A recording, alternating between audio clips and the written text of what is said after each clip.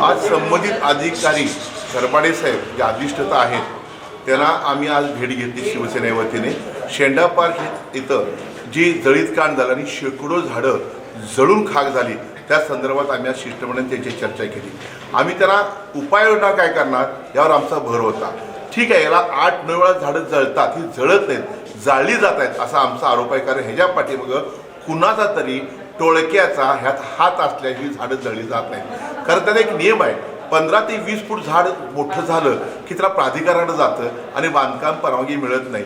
म्हणूनच ही लहान झाडं लावली की काही टोळी जी सक्रिय आहेत, काही बिल्डर लॉबी सक्रिय आहे, काही राजकारणी लॉबी सक्रिय झाले कोल्हापुरात, त्या जागेवर डोळ्याची जागा हडप करण्यासाठी हा प्रयत्न चालला आहे, याची आम्हाला खात्री आहे।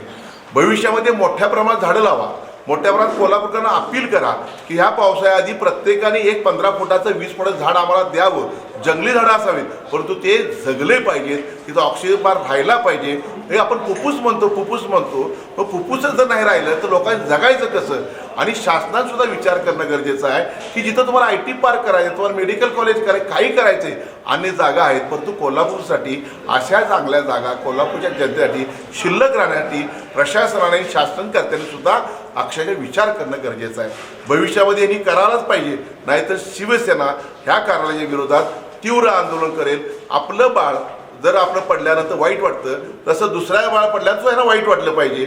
झाडं जळली, पक्षी जळले, आपल्याला सरपटाय प्राणी मरून गेले, पक्ष्यांची अंडी तिथं खराब झाली, पिल्ली मेली, तिथं थोडंसं यांना काही वाईट वाटत नाही आहे। म्हणून ह्या सगळ्या गोष्टींना ह्या संबंधित अधिकारी आम्हाला पॉझिटिव्ह सांगितले, आम्ही ह्यावर निश्चित उपाययोजना करू, लेआउट करू, फायर लाईन आखू आणि त्या पद्धतीने तिथं आम्ही आळी करून झाडं जळणार नाही याची दक्षता घेऊ।